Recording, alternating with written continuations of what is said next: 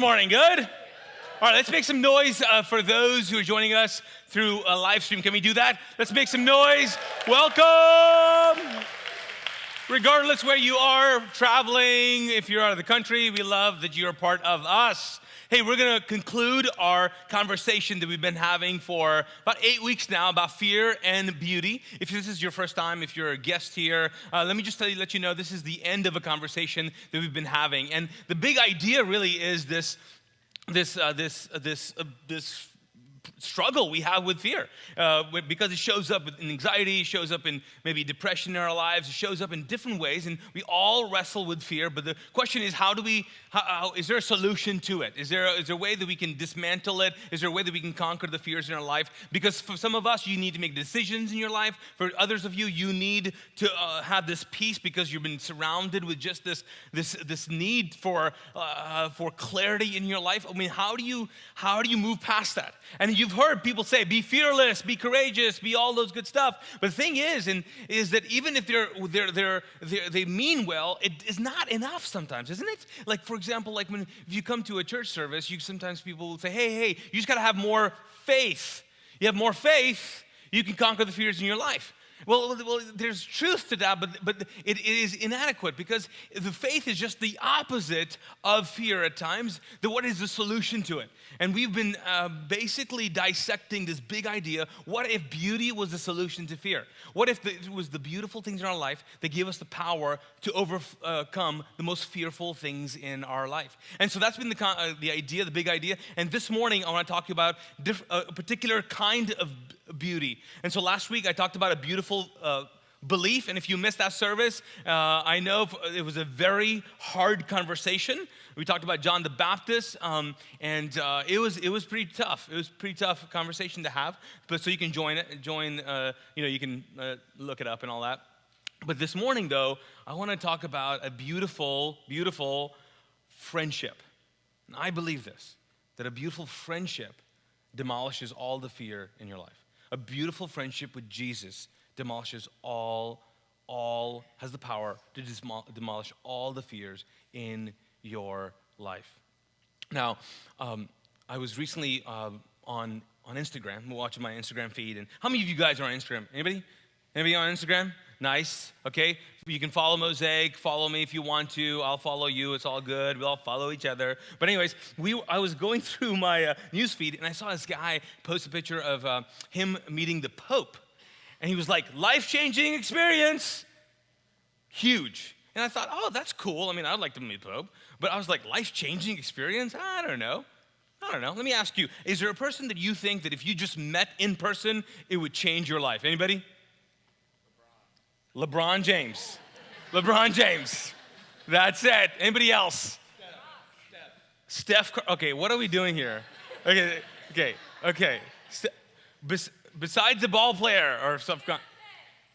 Beyonce. You can tell the spiritual climate of a service by the people. First service, very spiritual answer. Second service, Beyonce. Love it. It's true though. It might change your life. Hey, who else? Anybody else? What about this crowd right here? Anybody?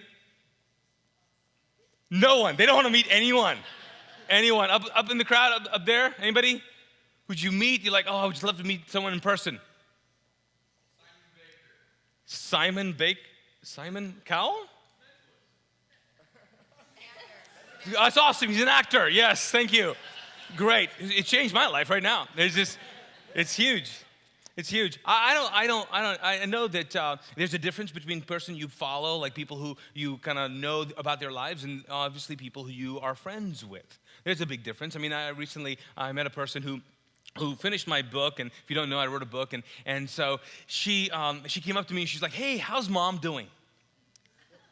And the way she asked the question, I was like our mom? Like she's like, how's she doing? And then she said, hey, your sister, so she's still in Myrtle Beach, right? I'm like, yeah.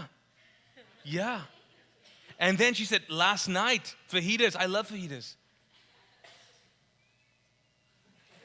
I was like, how do I know you? Like, why do you know me? Like, Like she knew because she followed my Instagram and all that. She knows my life. And there was like this awkward, weird, like, I'm like, I don't really know you. Like, we're having this conversation like we're related. What's going on here? Because it seems awkward and weird because we all understand and know that there's a big difference between following someone on Facebook or Instagram or on some social media, or following their career or following their life versus actually knowing them.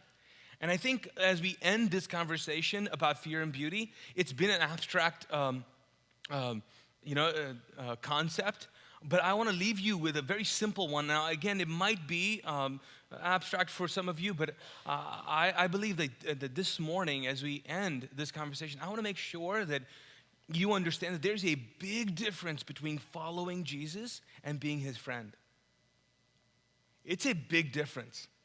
And I don't know the kind of church you grew up in, and maybe you grew up in a particular kind of faith, or maybe you did not. Maybe you grew up in church and in an evangelical church or a non-denominational church, or you have a little bit of history of maybe Catholic or Methodist. And at Mosaic, we have different kinds of people here, and I get that, but you were born into something, and maybe now you're saying, I'm here, man, I'm here, and I follow Jesus. Yeah, I follow Jesus. I'm a Christian, I follow Jesus.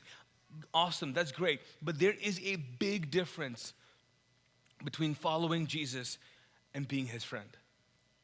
Big, big difference. And I'm so convinced that if you and I could just imagine that maybe you already do, but if you had a beautiful relationship, a beautiful friendship with Jesus, it is so powerful. It will consume every part of you. The darkest part, the most insecure part, the most unsure part of you, the most sinful part. It will overcome all of you. It will take over your life. This beautiful friendship with Jesus. Not just fellowship, not I follow him, I know everything about him, I follow his ways, I follow what he tells me to do. I get that, I respect that. I just want you to understand, I'm not saying that a beautiful fellowship of Jesus is the answer to all your fears. I'm convinced it's a friendship. It's a beautiful friendship that'll give you the power to overcome all the fears in your life. And as we conclude, like I said, this series, I want to leave you with that. And I want to basically tell you a little bit about my friendship with Jesus. It's going to be a different morning. There's not going to be a whole lot of Bible verses. And if you're like, oh man, I really want a Bible verse, just read whatever you want to read, bro. There's a lot of good stuff out there. I'm just gonna, I might get to a few. I'm not quite sure, but that's going to be my end game. I want to get you to that, and I want to tell you a little bit about my story. Why am I convinced about this idea of friendship? Let me read you a passage of scripture. This is Jesus talking about who he is in our relationship with him. John writes it down, the book of John, the author, he writes down, and in around chapter 15, he begins talking about what Jesus said, and he gets to a point where he really writes down pretty much the heart of what Jesus is saying. And Jesus is talking a lot about the kind of relationship he wants to have with his disciples, and he's using different metaphors that people in that time would understand. He's using, like he's talking about being a branch and him being the vine, and he's talking about language that makes sense to them at their time. But in a particular passage, when he gets to it, he says something that I think we can all relate to. He says this. So it's John chapter 15, verse 15. He says this. I no longer, help me with this, I no longer, what? Call you slaves. Because a master doesn't, what? Confined in his slaves. You are my friends since I have what? Told you everything the Father told me. The word there for friends is a Jewish word that actually translates to secret. I am calling you, I want a relationship with you that I begin telling you secrets.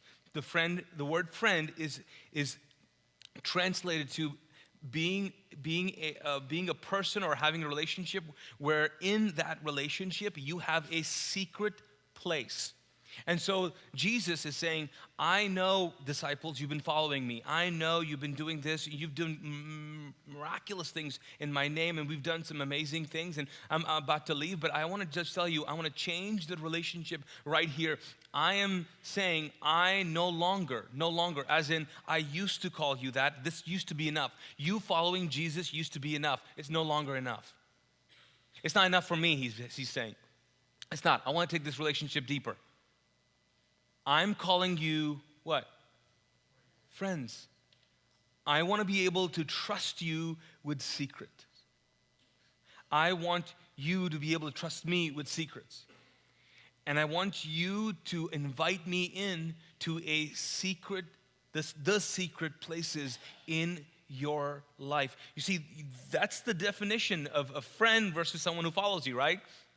I mean, someone who follows you might know you had fajitas for dinner. But a friend knows why you were up till 2 a.m. crying. A friend knows why it's so hard for you to get out of bed. A friend knows things that not everybody gets the privilege of knowing. Because it's a sacred thing. It's a beautiful thing. And I believe that beautiful relationship with Jesus has the power to demolish all the fears in your life.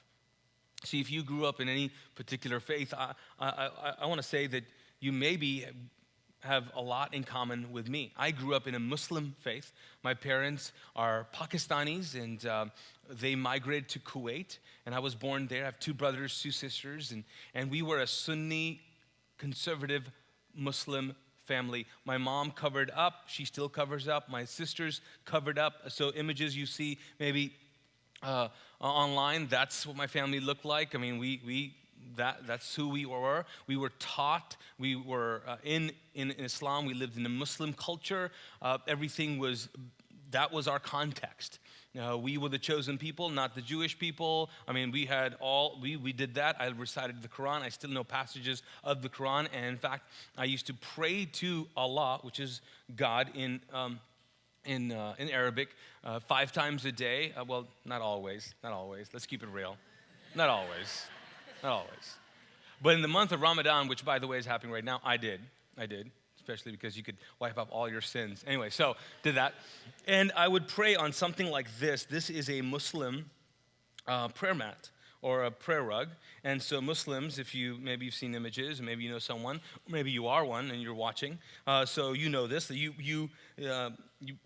they pray in this. They lay this down in a particular direction, and then 5 times they pray. Now, some of you are like, hold up, did anybody else not see this? There's a Muslim rug opened up on stage at church. Okay, breathe. Okay, breathe. You just sang songs about how great God is, so relax. Okay? Meet Jesus. Okay, anyway, so we would pray on this, and my relationship with God was on a mat. And I don't know what your relationship with God looks like. Maybe it's Sunday morning, you come, sit down sit on a chair, and that's your relationship with God, and that's how you follow him. I followed God like this. So in Islam, you pray in Arabic, and they recite. It's things you just have to recite. There's bunch of actions, and at the end, you get to say something that you want to say in your particular language. Why is that important? Because it's that in Islam, it doesn't matter what language, which tongue you speak in, you have to talk to God in Arabic. He is not bilingual. You know what I'm saying? It's like, this is it. That's the deal. That was my relationship with God that was based on ceremony. So how did I come to know Jesus? That's the big question. How did I come to know this? And why am I actually here this morning? What made the radical shift of me leaving this relationship with Allah and becoming a Christian pastor? Well, like I said, I have 2 brothers and 2 sisters, and my older brother, in the late 80s, he got accepted to a college. And man, I mean, it was a big deal. Like imagine, Pakistani family, he gets accepted to a college in the U.S. We're like, what? This is awesome. So the only problem was he got accepted to Spartanburg, this is in South Carolina, Spartanburg Methodist University. We had no idea what Methodist meant. We're like, America! That's great. We shipped him off. He comes to America in the Methodist University, becomes a Christian. Of course. He becomes a Christian, comes back, tells me. And he says, hey, I'm a Christian, I'm born again, I love Jesus, I got a cross. And I grab him by the neck. Not my best moment in life. Push him against the wall, cuss him out, threaten to kill him. It gets crazy. I get so enraged. I'm about to knock his head off. It was, I think I surprised myself. I'm like, what is going on? Why am I so mad? Why am I so angry? He freaked out. My sisters freaked out. And he was like, okay, I'm not going to tell mom and dad. I was like, good. And I didn't want to talk about it. And I lost connection with him. Then he wasn't my brother anymore. And I forget it. He was that weird guy who was a traitor to our faith. And in Islam, the religion is really a nationality. It's more than just spirituality. So when you leave Islam, they call you a traitor because of that, because it's so much ingrained of who you are. And so when he did that, I didn't want anything to do with him. So he comes back to the States, and we're in Kuwait. And in 1990, Iraq invades Kuwait. If you remember that war, the Gulf War, the first Gulf War, we're there in Kuwait. We decide to stay throughout the liberation of Kuwait. In 1992, there's a lot of crazy stories, but in 1992, I got a chance to leave the U.S. My dad comes to me, he was like, listen, hey, so what do you want to do? I had not finished high school because my high school blew up, which dreams come true. So, I'm just saying, prayer works. Don't pray that, but anyways. So he goes, hey, what do you want to do? You haven't graduated. You want to start working here? I can get you a tourist visa to come to the States. I was like, well, I knew my brother was this Jesus freak weirdo, but he didn't know that. And I was like, well, yeah, let me try to go to the States. So I remember Dad gives me a tourist visa to come to the States. And I remember the last thing he said to me was, don't come back. There's nothing here for you. And I'm like, what am I going to do? So I come to the States, and meet up with my brother and his Christian friends, and he's all Christian, And I'm like, I was not really excited about that. I was, though, in fact, really excited about coming to the U.S. Really excited. You know why? Yes. Blonde women. I don't know what it was. I was like, what is this blonde thing? And so I come hang out with him, and he invites me to FCA, Fellowship of Christian Athletes. Anybody know about those? Right? Yeah. So I'm like, hey, I don't want to go. He goes, hey, there are blonde chicks there. I'm like, hey, let's go. So I show up, with my smooth Indian accent, which is not smooth at all. Okay, it's one of those you don't want to have. Anyway, so I show up, and that's when I first hear about this crazy idea that the God of the universe wants to have a relationship, a personal relationship with humanity, that there's been a fall that has disconnected humanity from him, and now he has sent his son Jesus to restore and reclaim the relationship that he once had. And that to such a degree, he's going to restore humanity, that when you believe in him and you have this accept him and invite him in, there is a supernatural thing that takes place where you no longer need temples or synagogues or mosques. You, humanity, individually become a temple of his spirit, and the Spirit of God begins to live in humans, and he talks to you. And I was like, that's cuckoo. That's nuts. That doesn't work. That is not true. My brother and all these FCA people were convinced of that. I remember once we're walking down the street, like it was late night, and I passed a bush, and I looked at the bush, and I looked at my brother, and I was like, hey, you remember that thing, that whole that? So you're telling me that Jesus wants to reveal himself to you, or to me, and if I just ask him, he'll reveal himself to me? How about this? How about I tell Jesus to burn the bush? Right? Now, I was obviously mocking him with, that story, and he looks at me like so serious. He goes, he'll do it. Like it was his Batman voice. You know what I'm saying? He was like, he'll do it. I was like, what? He's like, if you ask him, he'll do it. I was like, you're nuts, man. You're crazy. But his confidence was intriguing. So the next FCA, I'm in the back, being cool. And they end in prayer, and I just look up and I go, you know what? If this is real, I want to know. But I'm just talking to myself, right? I want to know. But anyways, I'm talking to myself. Good talk. That's good. All right. That was it. 3 nights later, everything changed. 3 nights later, I'm trying to fall asleep, and I'm about to shut off the light that's on right next to me. And I'm about to do that. I just kind of stretch and just trying to find my place with my pillow. You kind of do that. And as I'm doing that, all of a sudden I feel like the room is turning evil, or death has stepped in. I know this. By the way, there was no drugs involved in the story. Okay, just want to let you guys know that. So I don't even know if you believe this. Some of you guys, I guarantee you, will not believe what I'm going to say. I guarantee you. And I still like you. That's all good. It's all good. Okay, you don't have to believe this. Okay, it's just true. Okay. Anyway, so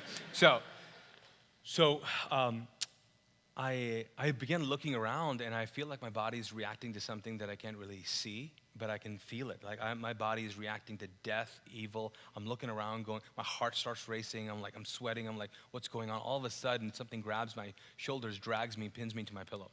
My body starts to react, and I can't move, and something comes and sits on top of me. I am stunned.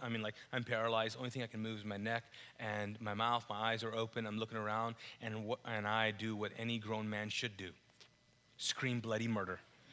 And I'm like, I am flipping out. I don't even know what I'm doing. I might have cursed in about 3 languages. I'm not quite sure. And I'm trying to wake up my brother, who's in the other room. All of a sudden, though, the door opens up, and in walks this thing. You guys ready for this? In walks this thing, and I don't know why I know this, but I knew this. I was like, you're a demon.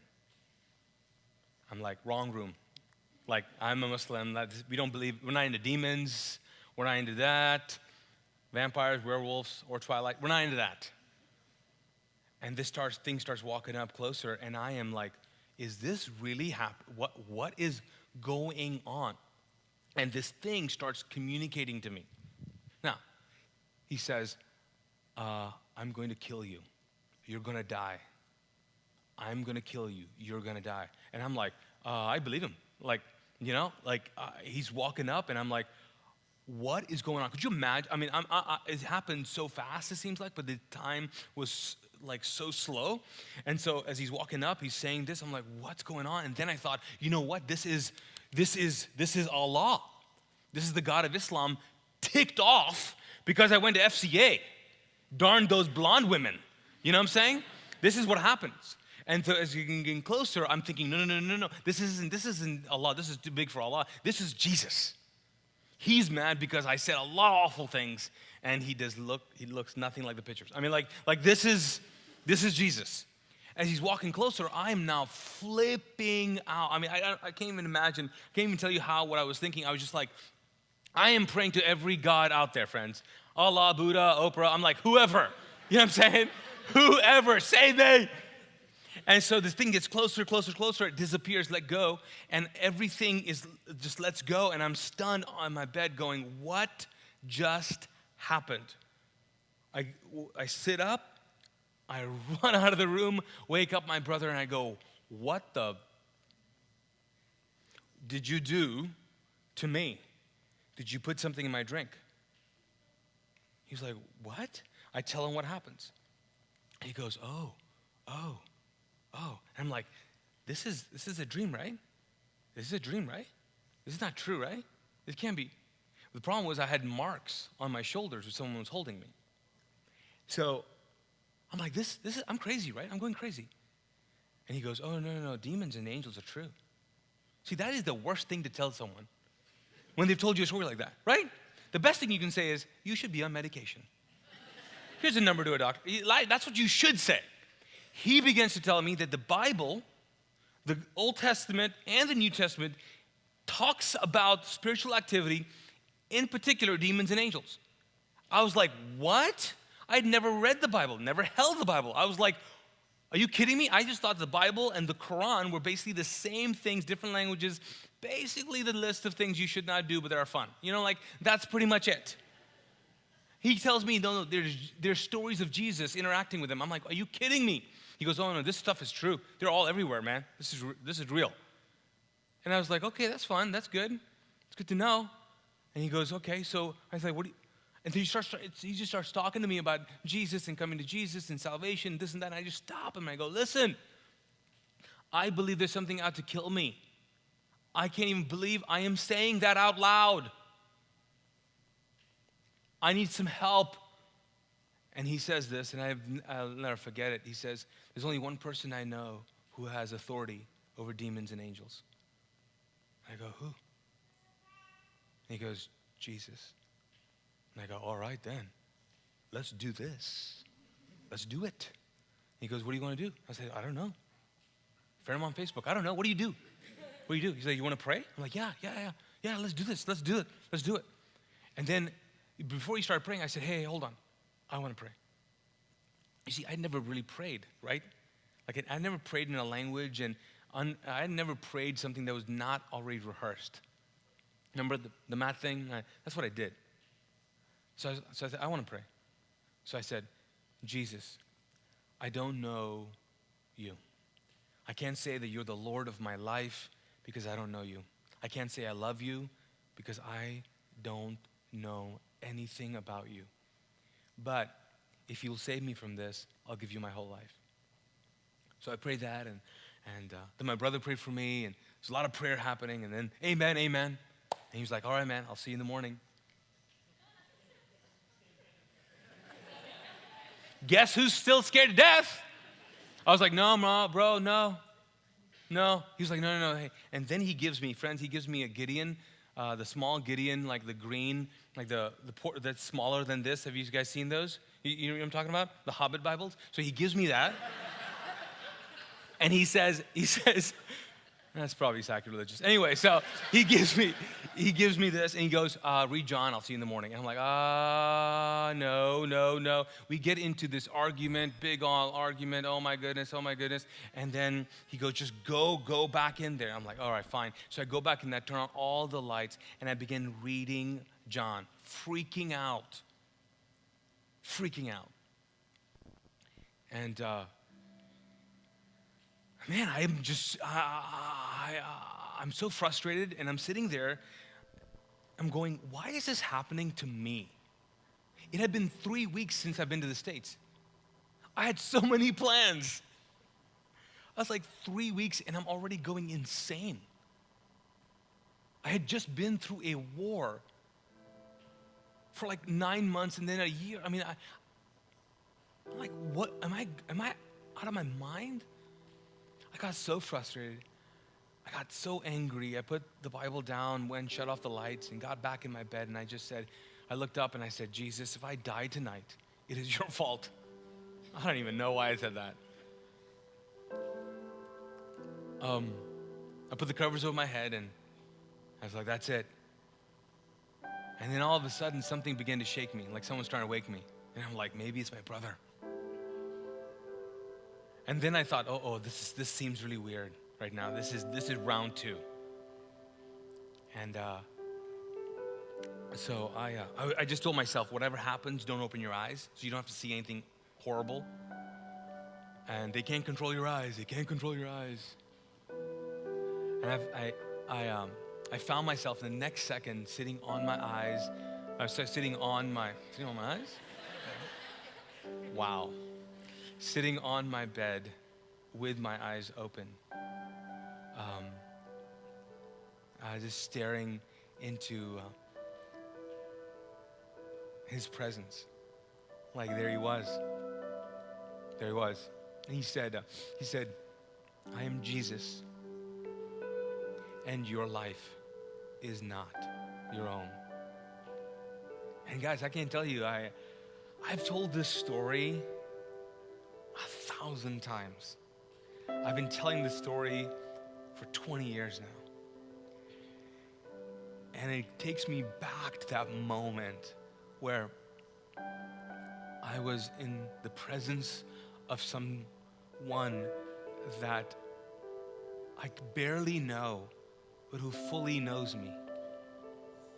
And his peace is so aggressive. His presence is so intoxicating. He is so real. You know, I was looking at him, but I felt like I was inside of him. And all I remember is your life is not your own. He put me to sleep. Next thing I know, I woke up and I had got this download. Can't even explain it. It was going to be an art major, starving artist. That was my goal in life. And I went to my brother and I said, hey, I think I'm supposed to be in ministry. I don't even know what that means. And then started not a fellowship, but it started a friendship with Jesus. And the reason why I want to end this conversation about fears with friendship is because, you've heard all kinds of like steps to take and things to do about anxiety and depression and despair and fear. And can I just tell you, nothing compares to just knowing that there is someone who knows you so intimately, who has let you into a secret place, who wants to call you friend, and then to understand that through him all of what we see and experience was created. See, that beautiful friendship demolishes every fear it has in my life. From the fear of telling my mom and dad to telling my sisters about my faith, my best friend, my friends, going through 9/11, going through all kinds of anxiety in my life of the kind of person I am, and the things I have to face. And as a pastor, there are times where I'm like, I can't help you but to say, you need a friendship with Jesus. I remember asking a couple of guys recently, just here and there, and I said, hey, how are you and Jesus? Because a couple of months ago, I journal on my computer, and every year I have like folders of it. And so I have a folder for 2017, so I opened it up and I was gonna write in there, and I realized I had not written anything. 2017, it started off with a staff person dying and then my dad passing away. There's a lot of things that have happened in 2017. Not one of them were in that journal. And so the first thing I put in there is like, Jesus, how are we doing?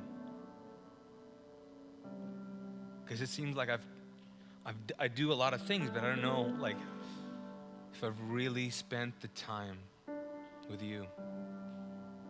So, I told you it's going to be a different service. How are you in Jesus? Like, do you have a friendship? Or do you just follow him? Following Jesus is not going to cut it. He wants to bring you in. I no longer call you slaves. And I want a friendship, is what he's saying. Because he knows that friendship is beautiful. And that has the power to demolish all anxiety, all the fears in your life. Let me pray for you. Lord God, this morning, I know there's so many of us who you're even now speaking to. You're starting their hearts. They're beginning to cry.